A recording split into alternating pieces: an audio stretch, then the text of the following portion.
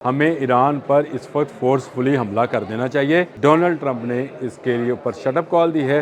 दोनों में गर्मा गर्मी हुई है क्योंकि नेतन्याहू चाहता है कि इस वक्त ईरान शायद इतना फंस चुका है कि इस पूरी जंग के अंदर यहूदियों से डबल वेपन और अपना मिसाइल्स इस्तेमाल किया है अमेरिका ने। इत्तेहाद टूट गया, ट्रंप और नेतन्याहू में फूट पड़ गई। ट्रंप ने फ़ोन कॉल पे नेतन्याहू को ऐसी डांट पिलाई कि नेतन्याहू कई साल इसे भूल नहीं पाएंगे। ये सब क्यों हुआ, आखिर ऐसा क्या मामला है? आमिर रज़ा से बात करते हैं। आमिर भाई, एक ख़बर सामने आई, एक फ़ोन कॉल हुई, मशरिक़ वस्ता के अमन को तबाह करने की कोशिश हुई नेतन्याहू की तरफ से। ट्रंप ने शटअप कॉल दी।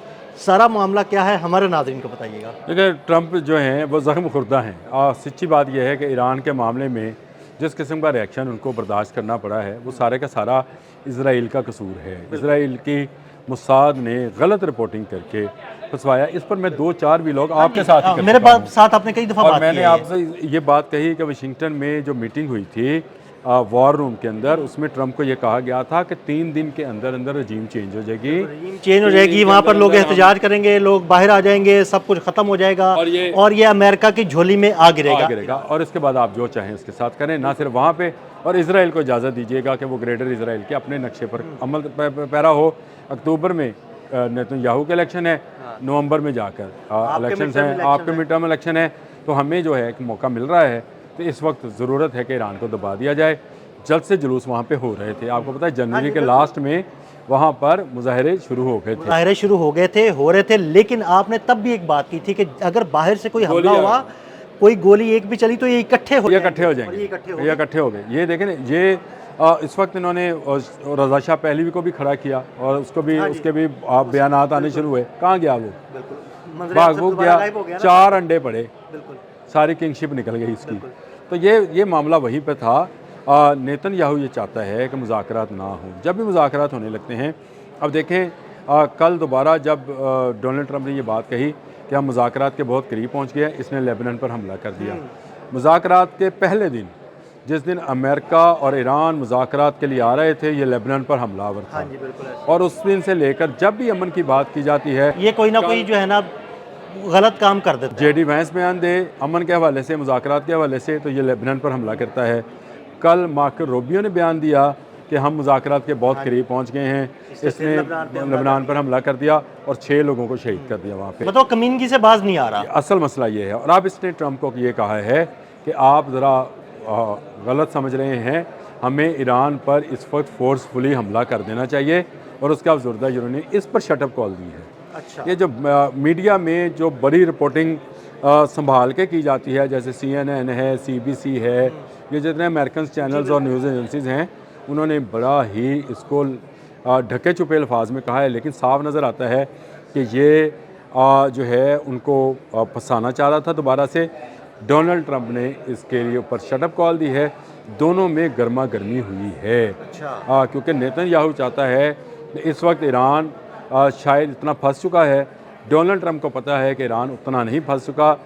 अगर असला ख़त्म, मैं आपको एक स्टोरी भेजूँगा, आप ज़रा पढ़िएगा, अक्सर स्क्रीनशॉट भी लगाइएगा, कि इस पूरी जंग के अंदर यहूदियों से डबल वेपन और अपना मिसाइल्स इस्तेमाल किया है अमेरिका ने। बिल्कुल किया। बल्कि ये तो स्टोरी हम इस पे बात भी करते रहे हैं कि उसके तकरीबन 70% मिसाइल्स जो है ख़त्म हो गए। जंग शुरू की इसराइल ने, पहला मिसाइल इसने मिनाब स्कूल पे फेंका, टोमाहॉक मिसाइल था, और सबसे ज़्यादा थॉड और पेट्रियट अमेरिका के इस्तेमाल हो गए। इसने अपने एरो 3 बचा के रखे, वो तो अल्लाह का शुक्र है, कल उन्होंने 2 एरो 3 की बैटरियाँ भी उड़ा दी। लेकिन चलें, इसने अपना ये पूरी स्टोरी इस वक्त पूरे मीडिया पर है। मैं आपको स्क्रीनशॉट भी भेज सकता हूँ, आप उसको लगा भी सकते हैं कि जहाँ 100 मिसाइल इसराइल ने इस्तेमाल किए हैं तो अमेरिका ने 200 किए हैं। इसलिए अमेरिका जो है वो अब इस जंग में कूदना नहीं चाहता है, वो चाहता है कि मुज़ाकरात को एक शक्ल दी जाए।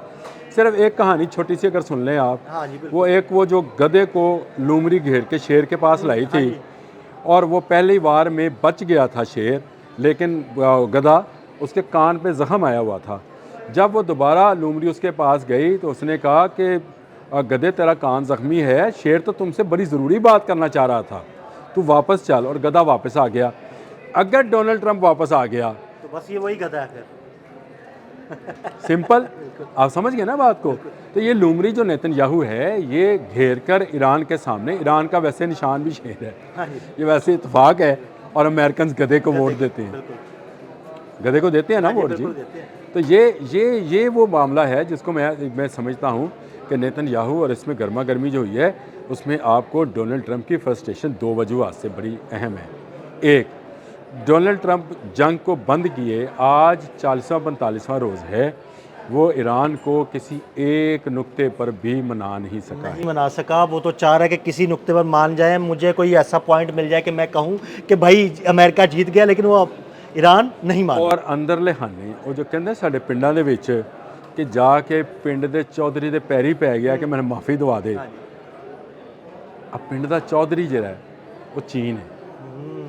आप जाके शी जिनके सामने उसके साथ हाथ मिलाते हैं और उसको ऐसे ऐसे करते हैं। कहते हैं कि चाइना इज ब्यूटीफुल कंट्री। बिल्कुल। आप मुझे बताएं कि उसके बावजूद अगर आपकी जान नहीं छूट रही है, तो नेतन्याहू अब वो लूमड़ी जो कि ज़ख्मी गधे को कह रही है कि दोबारा आओ, शेर तुमसे बात करना चाहता है, तो शेर इससे पहले तैयार है। शेर ने कहा कि मेरे पास नई चीज़ें हैं, नई टेक्नोलॉजीज़ हैं, नई मिसाइल्स हैं, उन्होंने बड़े वाज़ेह और ये नए मिसाइल्स आने वाले दिनों में आपको नज़र भी आएंगे। जब अमेरिका अगर हमलावर होता है, अमेरिका भाग रहा है, अमेरिका चाहता है कि मुझे एक महफूज रास्ता दे दिया जाए, और ये महफूज रास्ता उसको चीन की मदद से मिले, पाकिस्तान की मदद से मिले, नहीं मिल रहा। रूस की मदद से मिले, किसी की मदद से मिले, वो उसको मिल नहीं रहा है, और नेतन्याहू उसको नई जंग में जाना चाह रहा है। 45 रोज़ा सीज़ फायर अनाउंस किया था, मैंने नहीं, चीन ने नहीं, डोनाल्ड ट्रंप ने अनाउंस किया कि लेबनान और इजराइल के दरमियान 45 रोज़ा सीज़ फायर है। जिस दिन ये अनाउंस हुआ उससे 6 घंटे के बाद इसने 2 बिल्डिंग्स के ऊपर हमला किया, और कल इसने कमीनगी की इंतहा कर दी कि एक पुराने हॉस्पिटल पर भी हमला कर दिया, ये कहकर कि यहाँ पर हिजबुल्लाह का इलाज हो रहा है। अब मुझे ये बताएं, जब इस घटिया दुश्मन को जो है जिसको सिर्फ तबाही नज़र आती है, और इस तबाही में वो अपना फ़ायदा ढूंढ रहा है, अगर ट्रंप इसके मानने में बात करने में आ गया तो कान तो गया ही था, गला भी जाएगा, ये याद रखिएगा। जहाँ वही गला जाने से मुराद यही है कि फिर इसकी जान भी जाएगी। ये लूमड़ी चाहती यही है, लेकिन ट्रंप ने अच्छा किया कि इस मौके पर चले सख्त अल्फाज में ही सही ना भी कहा हो शटअप, लेकिन ये तो कहा कि तुम जो हो मुझे इस जंग में फंसाना चाहते हो, मैं इस जंग से निकलना चाहता हूँ, मैं चाहता हूँ कि मुज़ाकरात को एक मौका दिया जाए, मैं चाहता हूँ सफारतकारी को एक मौका दिया जाए, और ये मेरा ख्याल है इससे बड़ी शटअप कॉल नेतन्याहू के लिए ऐसे मौके पर कि अक्टूबर में वो इलेक्शन में जा रहा है, इस वक्त इलेक्शन कैंपेन इसराइल में शुरू है, ऐसे मौके पर उसको इस तरह की शटअप कॉल मिलना, ये मेरा ख्याल है बड़ी खबर है। बहुत शुक्रिया आमिर भाई। आमिर भाई ने बड़ी तफसील के साथ इस सारे मामले पर रोशनी डाली। मज़ीद अपडेट्स के लिए हमें फॉलो करते रहें और कमेंट सेक्शन में अपनी राय से ज़रूर आगाह करते रहें। अदील अहमद और आमिर रज़ा को इजाज़त दीजिएगा। अल्लाह हाफ़िज़।